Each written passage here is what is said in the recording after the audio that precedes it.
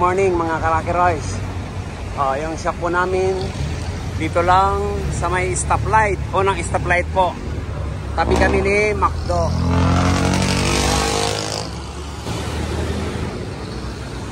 Ayun. Mercedes-Benz. Mukhang 300D. May aircon? May aircon pa? Hindi na gana kasi wala ang preyon. Sige po, check natin. Alaminos, Laguna. Mukhang nadadaanan ko lang yan ha. Pag umuwi kami ng Bicol. Oo, nadaanan yun. Kapong pangalan nyo? JC Pornea. JC Pornea. Pornea. Oo. Ayan, parang ganito yung nagawa ko nung nakaraan. Parang Kiromil Adocol daw yung galing yun. Napalit. Bago ito, bago. Yan nga po, na-convert na. Na-convert na, laminated na. Dati, ano po yan, fabricate, ay ano yan, yung fabricated, hindi.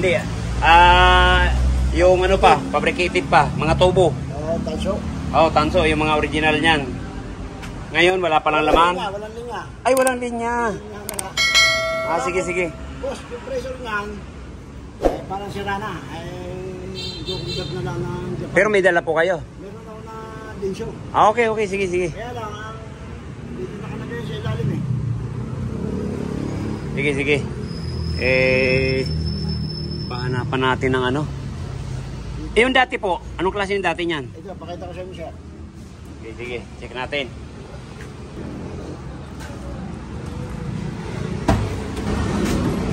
Ayun! Oo. Abe, dinsyo na. Baka convert. Ayan, hindi hamak na mas maganda na yun kaysa itong kopong-kopong pa to. Ayun. Aha. Kaya lang, baka hindi naman. Di baka nga po mahina na ang bomba niyan. Luma na eh. Lalagay na lang natin to sa museum. Yan o, ngayon lang nga ako nakakita ng ganito eh.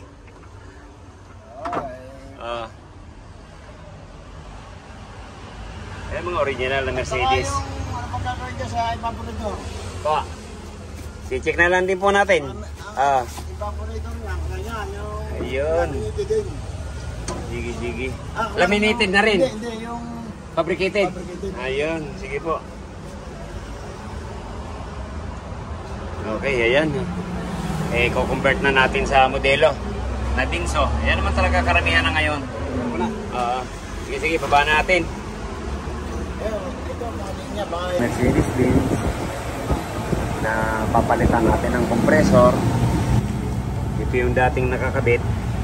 Ito yung mga bracket nya. Tapos ito yung ko-convert natin. Tuhog din to kaya lang sa puwit. Tuhog din to kaya lang sa gitna.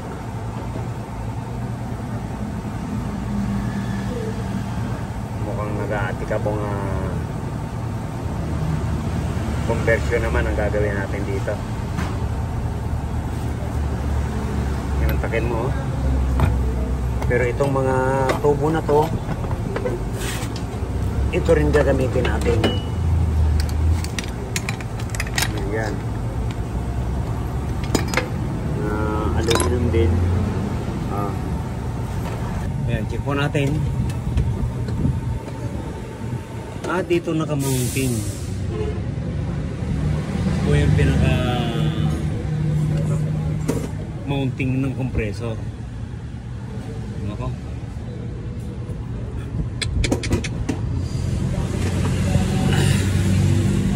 Yan lang. Medyo kasi sabi ko nga tuhog sa puwit.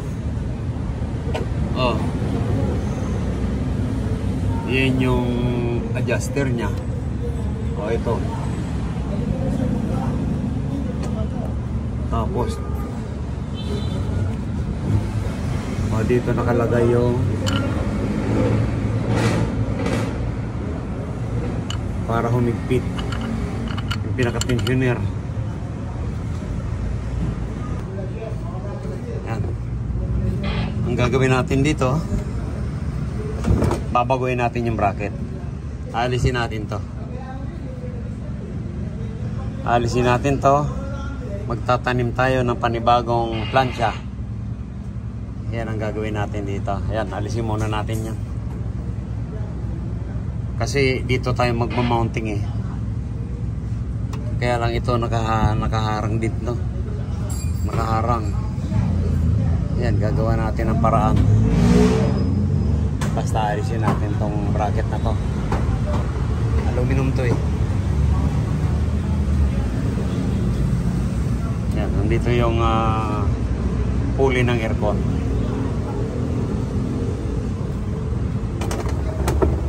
Kung mahirapan ang damdamin natin dito. Master tayo ng kuwan. Baka kaya rin matsamba na naman. Diba, paklasin muna namin yung dating bracket. Tapos pag-aaralan ko yung ano niya, yung bagong bracket niya kung paano yung mounting. Kaya mapatanggal ko muna. Pag mga ganito pong conversion, talagang medyo matagal lang. Siyempre unang-una, pag-iisipan ko to kung paano i-convert. Kasi mantakin mo yung bracket niya nandito sa puwit. Tapos i-convert natin dito sa tagiliran. Pero gagawa natin ng paraan. Lalagyan na lang natin ng plancha to. Ang importante, maluwag yung compressor. Pero pag napakasikip, gaya nung nakaraan, yung Ford, nako, hirap na hirap ako. Kasi unang-una, sa compressor pa lang, halos wala kaming makita. Pero pag ganyan maluwag, kahit anong klaseng compressor, kaya natin ikabit. Maganda nga ito, nasa ibabaw eh. Kaya tamang-tama naman. Vintage car. Check natin yung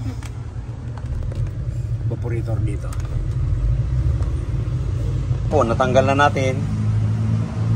Ang problema, nakaharang tong isang hose na to. Kung wala sana to, yan, napakabilo, napakaluwag. Kaya lang ito yung nakaharang. Papunta ng gearbox. Kaya lang ito dito.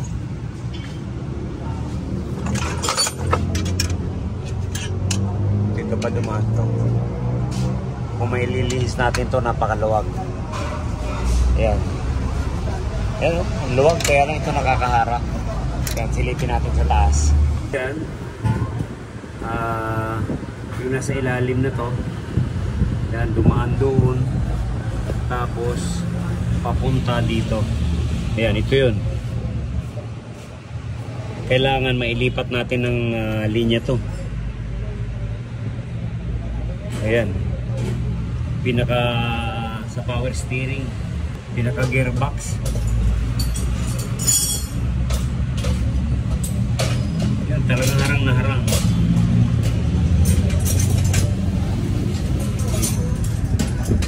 Kung wala sana to, yan bilong-bilo.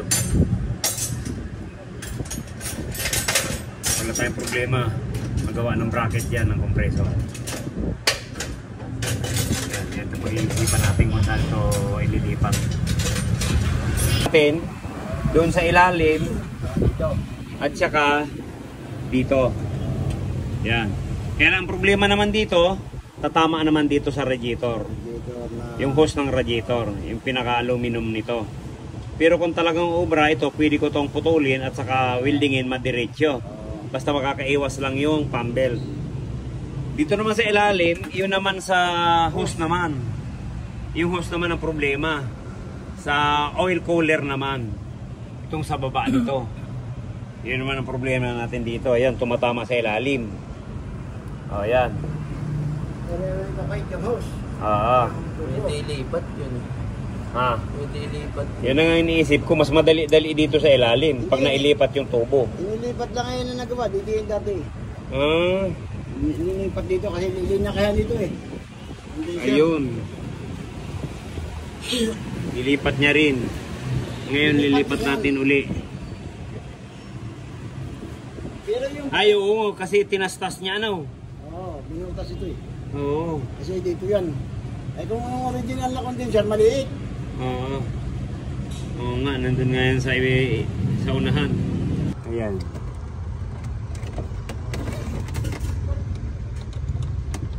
dito nag-umpisa yung mga baklas dashboard. Hanggang ngayon, puro baklas na. Ayan, ito lang yung evaporator. Ayan. Okay, para makabilo tayo dyan. Kas, naibaba din po natin. Ito na yun.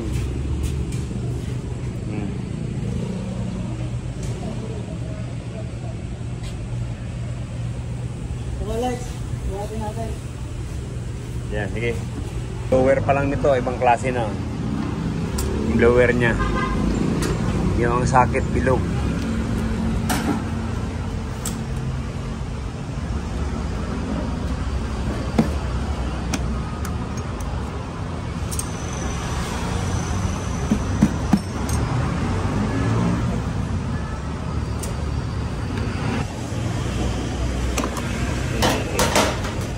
Yun.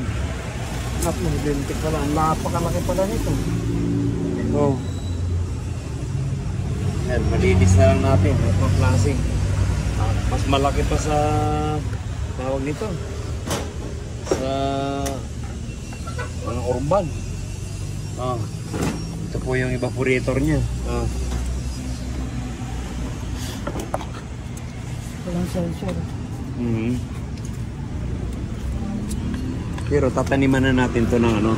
Meron pala. Taniman na natin yung thermostat. Ha? Oo. Tataniman na natin yan.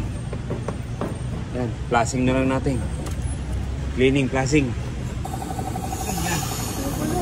Ba't ganyan ang kulay? Meron po. Ayos ah. Ganyan lang eh. At least malinis ang naisip.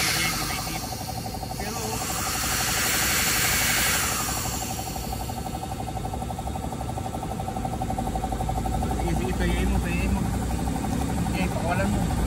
Huwag ka mali. Ano? Galing, no? Oh. Gara, oh. Langis yan ng kompresor. Ganito pala ang langis ng Mercedes-Benz. 84 model. Ayan, gagawa po tayo ng bracket. Yung mga tinabi kong I-beam at ginawa kong lamisa. Doon tayo magtatabas. Sabi ko, pag hindi ganyan ang gagawin ko, wala. Mauwi yan sa junk shop. Ayan. Hindi po natin ito. Para dyan tayo kukuha ng bracket sa compressor. So baka ngayon lang nababa yan, ngayon lang mapaplasing. Oh. Tingnan niyo po yung ano, ibang klase oh. Oh. Yan ang langis ng Mercedes-Benz. Dati karamihan green. Oh. Na gaya nung sa mga urban. Ito, parang green na green. Ayan, tapos tingnan na natin.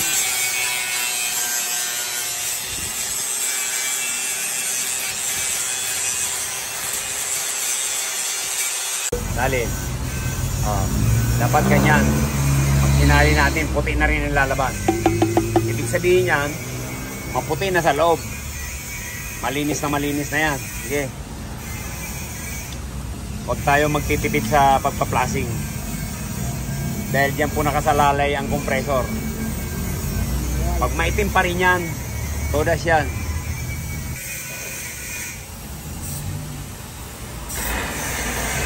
Yun, o, kita mo. Boss, oh, malapit na. Ah. Mga isang ano na lang yan, isang bote na lang yan. Sige lang.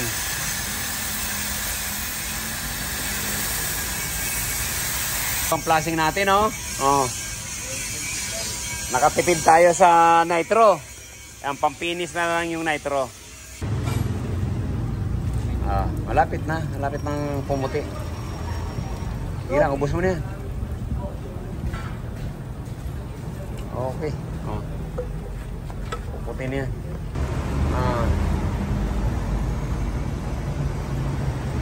Kaya yata subscriber eh, na. Ilan na?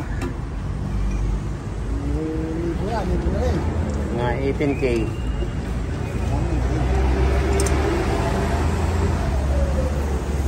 pinoproblema ko kanina, yan, nahilot ko na yung tubo papunta dun sa oil cooler. Kaya bilong-bilong na dito. Yan. Gagawa tayo ng bracket. Yan yung tinabas kanina, dito ilalagay. Para mayroon tayong pagtornilyuhan dito sa isa na to at saka dun sa taas. Talagang matindi lang ang paiikutin ng utak kung paano natin may kakabit. Kaya sunugan din. Kumbaga sa nag-aaral sunugan din ang kilay. At least madadali rin natin to. Tsaga-tsaga lang. Yan, sa wakas malapit na. Sir, malapit ng pumuti. Ang mga kalating araw niyan, maghapon yan, puputi rin yan. 2 oras na tayo dyan.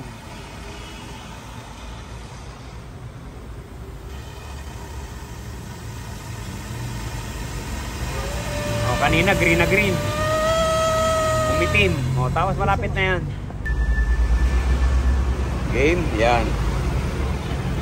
Pumuti ka na. Kakarami na kami. Yun. Okay. Yan. Isang lata na lang siguro. Sige. Tuyin na natin yan. Pero wala nang ribaba, di ba? Wala na, no? Sige. Tuyin natin. Ayan, sana huli na to.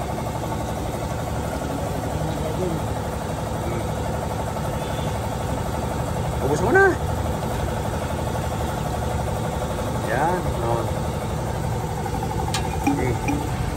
John, thank you Lord. Sabi ka, yan, may oras yung pakulbo na sir akala niya siguro hindi siya lilinaw. Ayan, thank you. Sige. Ayos.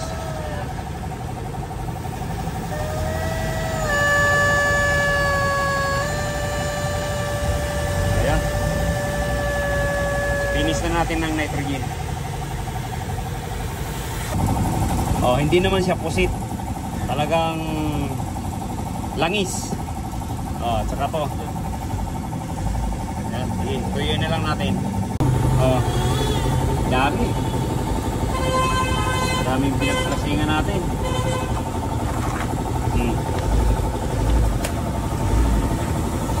Ayan. Na-cleaning, na-plasing. Ayan na. Babalik na natin to.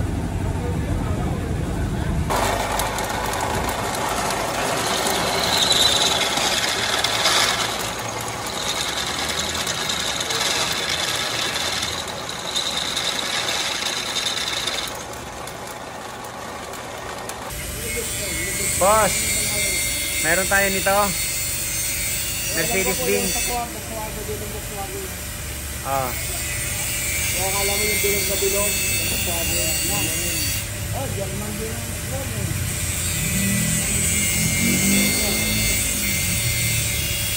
Yan po, na-symbol na. Saka malinis na rin yung yun ang fittings. Saka nagtanim po tayo ng thermostat kasi wala pong nakalagay in case na meron na tayong nakaabang ka problema. Okay, okay. Kapitan natin yan.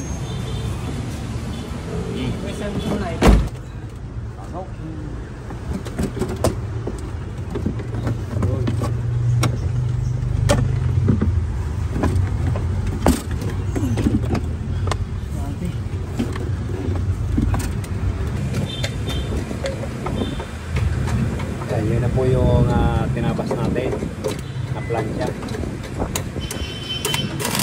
Complete na natin sa linya.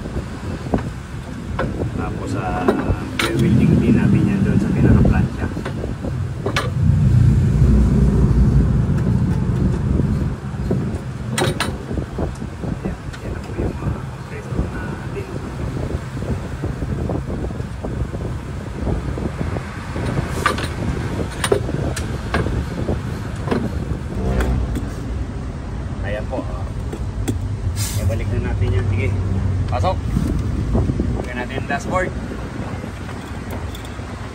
O, yung ginawa natin na plancha, yan, pinatong na natin dyan yung bracket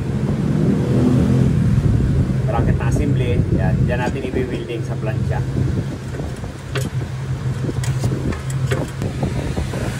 Ito lang po pinakamahirap dito, mag-align ng bracket, ganyan, sinispat natin.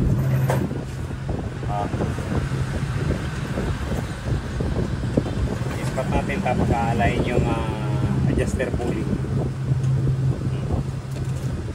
Sinispat natin yan, tatanggalin at ipo-full weld sa labas. Yan, okay na. Ayan, ito na po. May dati na tayong bracket, kaya lang naglagay tayo ng plancha. Yun, doon natin winilding. Tatanggalin natin to, po-full weld natin uli. Tapos yung nakaka-estorbo kaninang hose, yan, pipihitin pa natin para dito siya sa kanto dumaan. Yan, medyo kakasagabal sa fittings pag naglagay tayo ng linya. Yan. Yan, naka-align naman. Okay na. Sige, yan na lang gagalawin natin to sa may oil cooler. Okay. Sir, ito na yung mga pinalitan natin. Yung mga hose, yan, bali, di na po natin ginamit. Pati yung malaki. Pati yung papunta dun sa loob kasi mahirap nang baluktutin. Bali, pinutol na po natin yon. Yung asawa nitong ito. Oh. Ito na po yan. Naghinang na lang tayo ng tanso para mapalitan po natin ng bagong hose. Oh, kasi yung dati dyan, yan, napakalaki. Yan, papalitan na lang natin ng bago to. Okay. Yan. Yun na po yung dati dito nakalagay. Yan, okay. Papalitan natin yan. Ito po palang expansion valve na nabili nyo po mali. Kasi ito 3858. 1/2 dapat 5/8 din po dito. Kaya dapat tapos na po ito. Kaya ngayon, ang problema pa, yung number hindi ko makita kasi hindi po kayo nakapagsulat doon sa listahan namin. Dapat ito po 5/8 din dito, pero ito tama 1/2 3/8. Kaya ito na lang po problema natin, expansion valve. Yan, okay na po yan. Naduktong na po natin yung papuntang expansion valve doon sa loob. Saka itong compressor okay na rin. Yung kinabit po natin dyan na plants, yung pang crosswinds, okay na po yan. Medyo talagang mahirap lang i-convert, pero sabi ko nga nakukuha naman sa tiyaga. Dahil nagtiwala ka sa amin, yun talagang pinag-iisipan ko kung paano diskarte. Sabi ko nga pwede rin dun sa kabila, pero mas maganda rito, kaya dito namin na i-mounting. Kasi yung bracket na ginamit natin ay yung mga stock ko na mga pang 4056. Yun, kahit pa paano gumawa na lang kami ng plans. Ayan, okay na sir. Sana po, ayan, expansion valve na lang para okay na ito. Ganun ang problema pag hindi kami ang bumibili. Talagang nagkakaroon po ng problema. Pero may sample naman po, kaya di po tayo dapat magkamali. Okay? Sabi ko sir, partner nito 5/8 din. Ayan, 5/8. 1/2 ang asawa niya, yung 3/8. Kaya dapat po 1/2 ay 5/8 din. Kaya dito po tayo nagkamali. Kasi ang asawa nito 1/2. Kaya 5/8 1/2 3/8. Kaya yun. Dapat po ito nakaligtis na. Obserbahan na lang kako namin ng magdamag o isang araw. Ayan, yan na po. Pinutol na lang. Nagbago na tayo ng hose. Ito na po yung asawa niya, no. Papunta na dito sana. Kaya lang yan, hinihintay na lang natin yung expansion valve. Okay na sana to. Tapos yung electrical, may problema pa. Yung pa ititrace natin. Ayan, ito pong bracket. Ito po yung original aluminum. Ito po na po yung kinonvert natin. Ang ginamit natin na bracket yung kinakabit natin na pang L3. Ayan. Gumawa tayo ng plancha. Ayan, para makatornilyo doon sa engine niya, sa block. Tapos naglagay na lang tayo ng mga brace. Ito na po yun. Mas mahirap po kasi maglagay ng adjuster pulley. Kaya ito na lang ang kinabit natin. Yan. May kaunting problema lang dito sa adjuster niya. Kaya binabaan natin ulit. Okay. Ayan yung compressor. Ito na po yung sinasabi ko. 5.8. 5.8 din to. 3.8.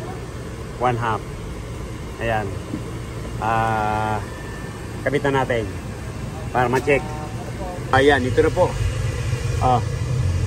Kasi yung naunang dineliver nito, dito 5.8 tapos dito 1/2 din. Kaya pinapalitan natin. Parehas na 5.8. 1/2, 3.8. Ayan. Ito na rin yung asawa nito.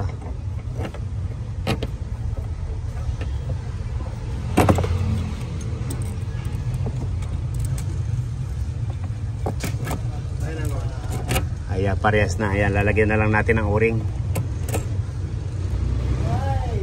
Tapos ligtis natin magdamag. Para bukas yan, kakarga na natin yan pag wala nang leak or hindi na bumaba yung ano natin. Okay, lagyan muna natin ang o-ring. Ayan sir, nagligtis na tayo. Ayan, ganyan po lagi tayo magliligtis. Bukas, ayan, pag hindi gumalaw yan ng ganyan, okay. Wala na pong singaw yan. Saka natin kakargahan. Ayan, check natin yung ibang mga linya. Yan, sa compressor. Wala naman. Dapat talaga walang singaw yan. Yan, check natin sa loob.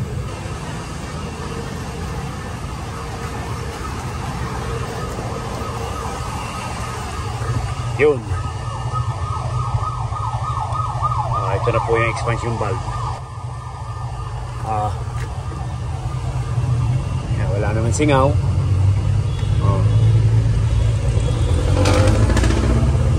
Yan. Pag lumamig yan, babalutan na lang natin to. Kasi pag hindi natin binalutan to, sigurado magbaba dito sa ilalim. Ayan. Serbahan na lang namin sir bukas para makargahan na to. Magdamag natin niligtis. Ayan. Akala ko sa evaporator kasi hindi namin niligtis. Ayan. Ito ng problema. Ayan po. Subseal po yan. Kaya sabi ko nga po, 35 years na akong gumagawa sa mga bagong compressor. Bihirang-bihira yung ganyan. Kaya lang, yung may-ari po bumili ng compressor nito, hindi kami. Ayan. Re-repair na lang natin. Dahil baka wala ng warranty. Yan, palitan natin ang ulo. Ayun. Ito po, mapalitan natin. Subseal. Yan, tinan mo, kabagong-bago. Kaya lang problema nito, mahina. Ayan, kaya dyan sumisingaw. Pero pag dito kasi, pag yan din pinalitan natin, posibilidad din na magkasingaw yan. Kaya papalitan natin to buong ulo. Ayan, ligtis ulit. Kasi ang problema po nito, binabad namin magdamag nung nakaraang araw. Ang problema, may singaw sa compressor. Hindi ko alay na Yan pala ang singaw, kabago-bagong compressor. Sabi ko nga po, 35 years na akong gumagawa. Ngayon lang ako naka-encounter na bagong compressor may singaw. Kaya yun, pinalitan ko na lang ng liig at pulo. Yan, okay na, obserbahan na lang natin. Tapos, di na gumagalaw. Yan, okay, vacuumin na natin. Vacuumin naman natin. Okay. Yan, lagyan po natin ng 100 ml. Napasisip-sipin lang po natin. Yan.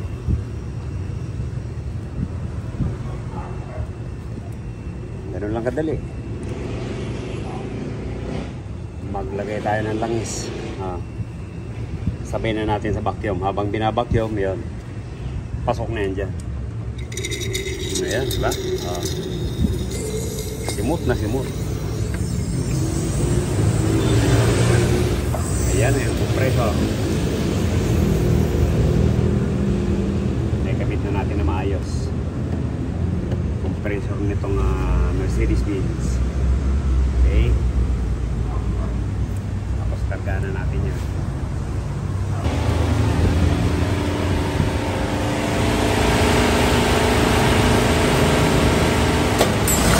Yo, one click. Napakabait.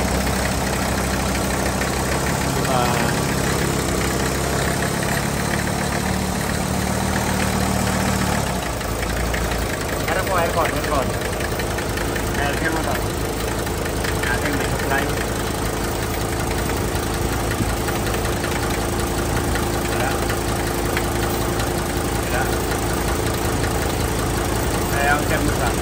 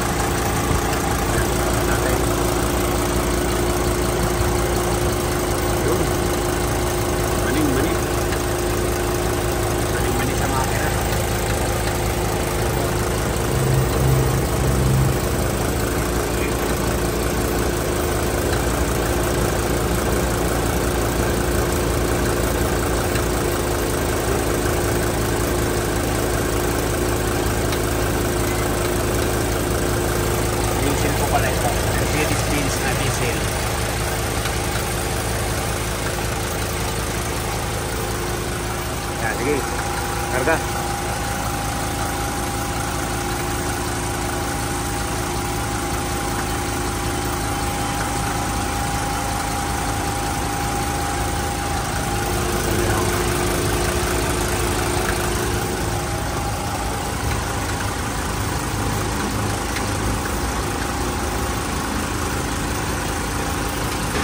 Yan o.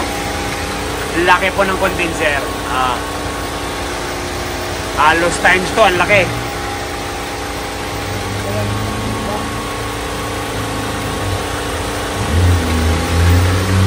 Saktong-sakto naman sa mounting niya. 35 180. Ayan, mamaya na natin full charge siya. Check muna natin sa loob.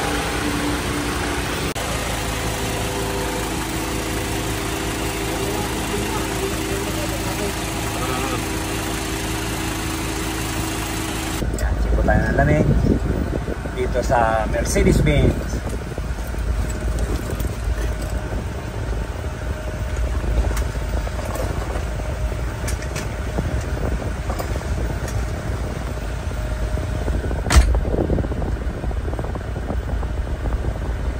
Yan, halos 1 week po namin ginawa to kasi natagalan kami sa expansion valve dahil humahanap pa si sir.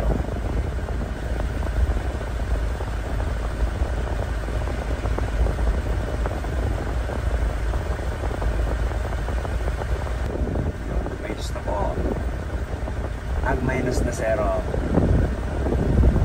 yung Mercedes Mercedes mo.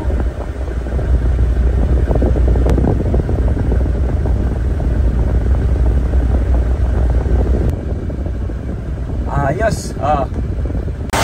Akala mo butas na. Ayan, no? Walang patlang. Tubig ko yung evaporator. Ayan po ang labig ng Mercedes-Benz. Sige po. Maraming salamat, Sir JC. Yan, okay na po yung Mercedes mo. Yan, halos sa 1 week po dito. Dahil natagalan lang kami sa expansion valve. Yan, okay na po.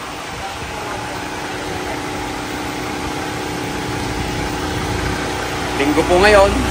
Kaya na hindi namin natapos. Kaya talagang pinakiusapan lang ako na tapusin namin ngayon. Hindi ko talaga kami nagbubukas ng linggo. Yan, maraming salamat. Yan, kung bago lang po tayo sa ating channel, yan, subscribe, like, and share. Yan, thank you. God bless you all. Sa mga karakeroys natin kahit saan dako man po kayo ng mundo. Bye-bye. From Alaminos, Laguna. Yan, shout out natin lahat yung mga taga Laguna.